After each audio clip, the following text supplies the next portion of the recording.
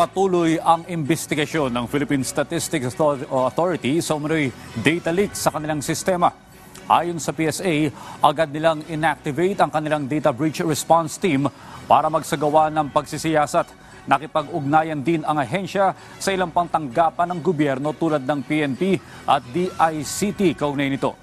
Batay sa initial na assessment, limitado lamang sa community-based monitoring system ang naapektuhan ng leak.